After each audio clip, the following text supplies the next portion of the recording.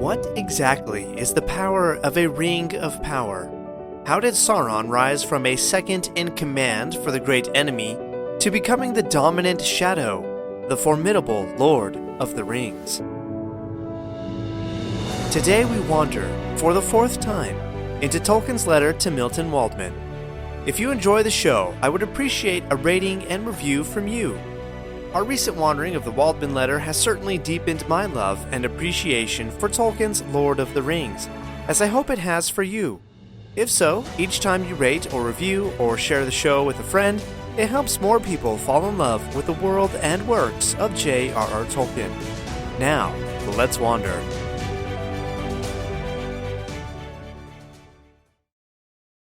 Let's check the map. This is our fourth episode exploring the Waldman letter. Tolkien wrote this letter to a publisher in 1951, and it is now included as a preface to Tolkien's The Silmarillion. So far we've wandered through Tolkien's writing motivations, self-selected major themes, and his brief summary of the First Age of Middle-earth. Today we will explore Tolkien's summary for the Second Age of Middle-earth. Tolkien provided this summary, calling it, quote, the essential background to The Hobbit and its sequel. Note here that the sequel to The Hobbit did not yet have a name, as it would be a few more years before the first portion of The Lord of the Rings would be published as The Fellowship of the Ring. What is this essential background? Tolkien lays it out in three major themes of the Second Age. 1, quote, the delaying of the elves that lingered in Middle-earth. 2, quote, Sauron's growth to a new Dark Lord, Master and God of men. And 3, the Atlantis tale of Numenor, and the fate of mortal men. Today we will cover the first theme and partly the second, while next episode we will explore the third. As we go forward, be on the lookout for those three major concepts that Tolkien pointed out earlier in the letter, and we analyzed a few episodes back.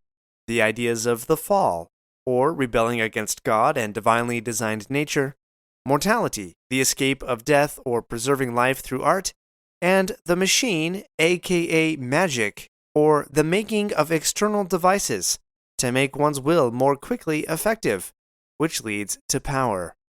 These ideas are riddled all throughout the Second Age. We'll see them pop up in various places and in various ways through this and the next episode. At the close of the First Age of Middle-earth, the Valar, or gods, quote, sternly counsel the elves to return into the West. The West here meaning the immortal land of Valinor. Many did, however, plenty did not, and remained in Middle-earth. The years of the Second Age are a dark time in Middle-earth. Many elves indeed do leave to go to the West. The men who allied with the elves in the previous age were gifted the island of Numenor, and also depart Middle-earth. Those elves who stay were fairly scattered in desolate places.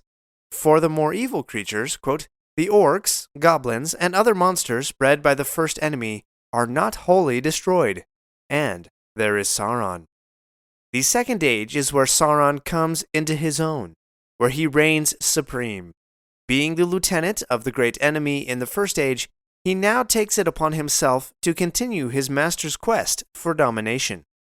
Although this domination appears to have good intentions at the start, quote, very slowly, beginning with fair motives, the reorganizing and rehabilitation of the ruin of Middle-earth, allegedly neglected by the gods, he became a reincarnation of evil, and a thing lusting for complete power. Sauron's looming and domineering presence is felt like a great shadow, ever growing and, quote, spreading its sway more and more over men. Let's circle back to those elves who decided to stay in Middle-earth against the almost commandment from the gods. While the desire to linger in Middle-earth was not necessarily wrong, the motivating reason was that the elves wanted to remain in, quote, the mortal lands of their old heroic deeds. These were the lands that their people had beautified, protected, and sanctified with their blood for centuries. They were connected with the land, and were not eager to leave it. Are you sensing the fall and mortality already? But as Tolkien says, quote, they wanted to have their cake without eating it. To clarify, quote, they wanted the peace and bliss and perfect memory of the West, meaning the undying land of Valinor. and yet to remain on the ordinary earth, where their prestige as the highest people above wild elves, dwarves, and men was greater than at the bottom of the hierarchy of Valinor. Ah, there you have it. They want to be the top dogs, rulers of their domains. In their haughtiness, they refused to be humbled, but instead craved the glory of being the best. Yet they also longed for the peace and bliss of Valinor, and so, quote, they become obsessed with fading. This fading, if you remember from the previous episode, was a natural doom pronounced upon the elves, that they would fade while mortal men would wax stronger. Thus Middle-earth was not the realm designed for them. They were immortal creatures in a fallen mortal world. This led them to a certain sadness. The elves dwelt in 3 major settlements. The havens in the north, where elves who grew weary of Middle-earth could set sail to Valinor. These were ruled by Gil-galad. Next was Imladris, what we know as Rivendell, a refuge near the Misty Mountains, where Elrond preserved the memory of the elves. Lastly, south of Rivendell a ways, was Eregion, where, quote, smithcraft reached its highest development, likely due to the settlement of the elves' greatest craftsmen and their unlikely friendship with the dwarves from the mines of Moria. It is in Eregion that Sauron is accepted, coming in a fair form. Having been rejected by Gil-galad and Elrond, Sauron found that the elves of Eregion were more than happy for his knowledge and lore in crafting. He came to them in a fair form, and paid homage to the idea of, quote, healing of the desolate lands. But he soon discovered the weak point of the elves in Eregion, their desire to cultivate and preserve a beauty and bliss in the lands of Middle-earth that could match that of Valinor. Yet for Sauron, quote, it was really a veiled attack on the gods, an incitement to try and make a separate, independent paradise. Okay, remember the key themes: fall, mortality, machine, which leads to the desire for power. Here we have the elves, who rebuff the council of the gods, remain in their pride in Middle-earth, seeking to create for themselves a paradise separate from the paradise of the gods, all with a natural, divinely mandated fading of their people. This is the perfect recipe for Sauron to waltz in, offer his knowledge, and via deception, make an attempt at subduing the elves to his will. Quote, at Eregion, great work began, and the elves came their nearest to falling to magic and machinery. With the aid of Sauron's lore, they made rings of power. What exactly is the power of a ring of power? A ring of power has several attributes. Quote, the chief power was the prevention or slowing of decay, change viewed as a regrettable thing. Thus, the ring's primary ability was to hinder the natural processes of decay. This is a profound philosophical concept, suggesting a desire to preserve the beauty of Middle-earth by resisting the inevitable passage of time, a theme that resonates throughout Tolkien's legendarium. The power of the rings was, quote, the preservation of what is desired or loved. The desires and loves of the elves extend beyond mere material or temporal longings. Rather, they are intricately woven into the fabric of Middle-earth's intrinsic beauty, the flourishing realms, and the harmonious existence of its diverse inhabitants. The rings, in their essence, become guardians of an idyllic vision, preservers not only of physical artifacts, but, more significantly, of the profound emotional and spiritual connections that define the elves' profound bond with their world. This nuanced perspective enriches the narrative with a depth of sentiment, portraying the elves as stewards, not just of their own desires, but as caretakers of the very soul of Middle-earth. Thus, when Elrond explains the 3 rings to the council at Rivendell, he says, quote, but they were not made as weapons of war or conquest. That is not their power. Those who made them did not desire strength or domination or hoarded wealth, but understanding, making, and healing, to preserve all things unstained. But this was not the only power of the rings. They also, quote, enhanced the natural powers of the possessor, as best exemplified through Gandalf, or maybe even better Galadriel, as she resists evil through spiritual and psychological warfare against Sauron. More on that in a minute. The Rings of Power also possess the dual capacity to, quote, render invisible the material body, and making things of the invisible world visible. Now, the mere skeptic would say, well, of course, being invisible is a convenient plot device when Bilbo needs to escape the clutches of Gollum after the riddle game. But don't be hasty. There's a deeper meaning at play here. This ability unveils a mesmerizing interplay between the seen and the unseen. Sauron's malevolent influence in the ring-making process imbues the rings with an unsettling inversion of the natural order, a cosmic flip where the visible is rendered unseen and the invisible is unveiled. This metaphysical duality mirrors the dark magic inherent in Sauron's dominion, showcasing a profound distortion of reality. It's a symbolic manifestation of the corrupting influence of power, turning the perceptible world into shadows while bringing forth the hidden and ethereal. The rings, then, become conduits of Sauron's subversion, casting a shadow over the very fabric of existence and challenging the fundamental boundaries between the material and the metaphysical in Tolkien's intricate tale. Now, of all the Rings of Power, 3 were made apart from the others, quote, supremely beautiful and powerful. The elves made these 3, quote, almost solely of their own imagination, though Tolkien would later write words said by Elrond that the hand of Sauron never touched or stained the 3 rings. These 3 specifically were directed to the preservation of beauty, and unlike the others, quote, did not confer invisibility. But, as can only be said in the voice of Cate Blanchett as Galadriel for the prologue of the greatest film trilogy of all time, quote, they were all of them deceived, for another ring was made. We'll get to that one ring right after this break. We're not done yet.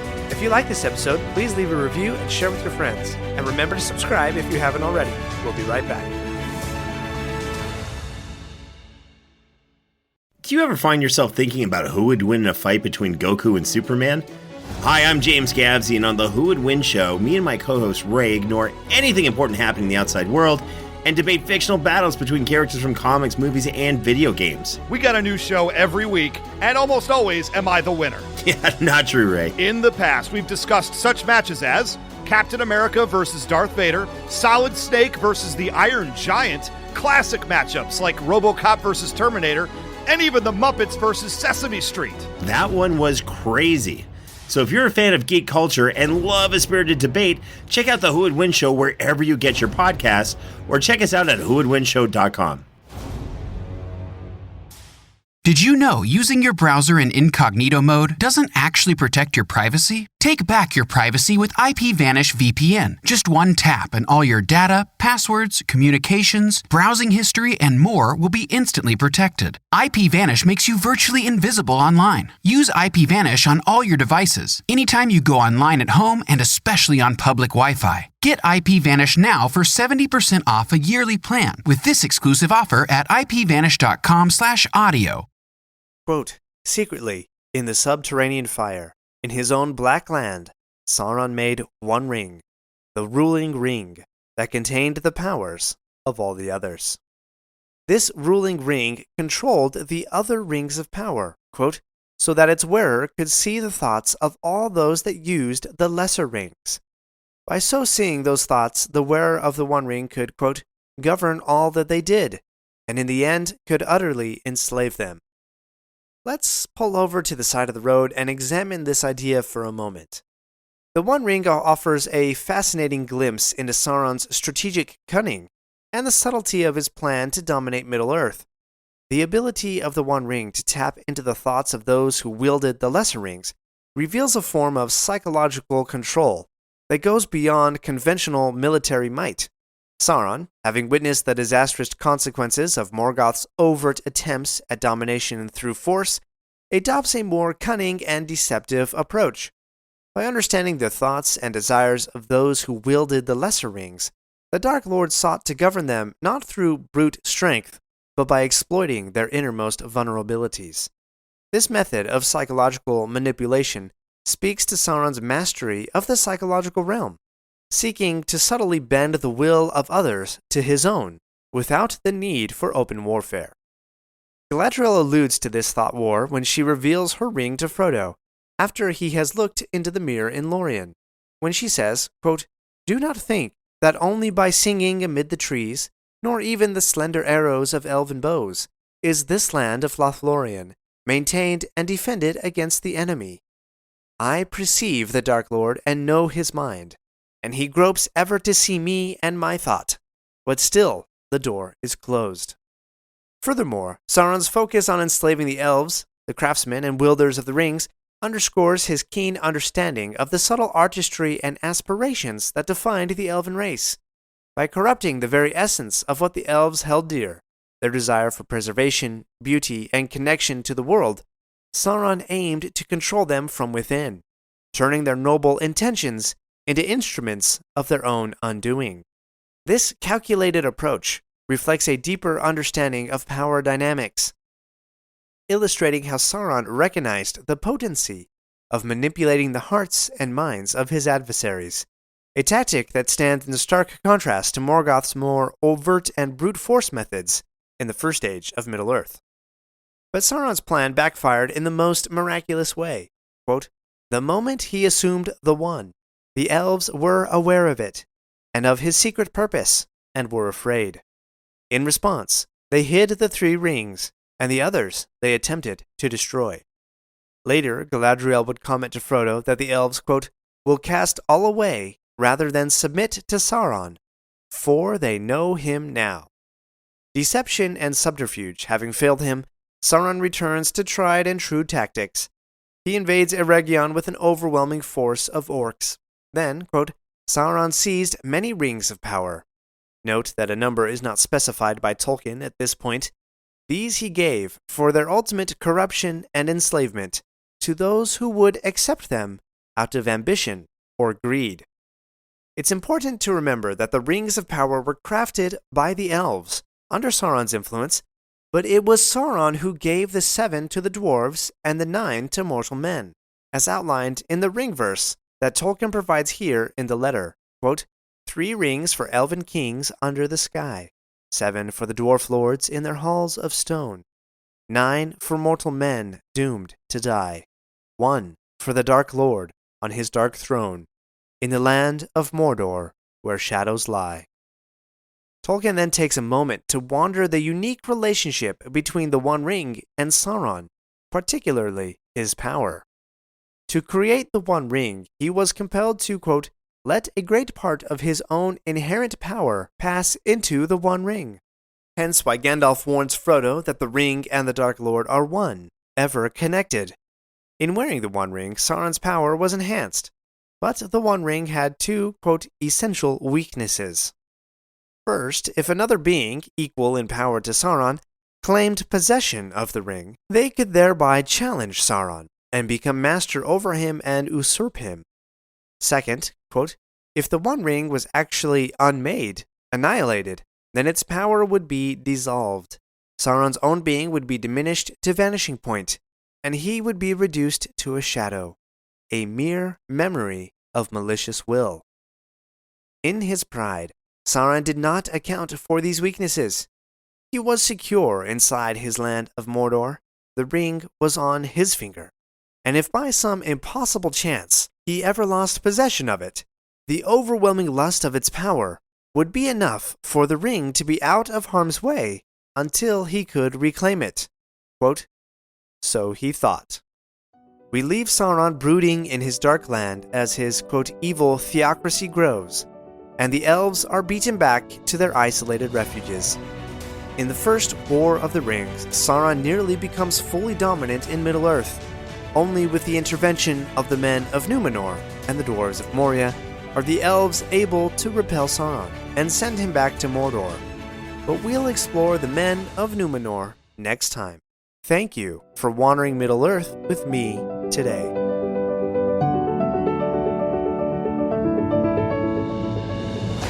My friends, if you enjoyed this episode, let me know by subscribing, leaving a review, and sharing with your friends. Follow me on Facebook or Instagram at Lore of the Rings Podcast, For feedback on the show, please email me using the link in the show notes.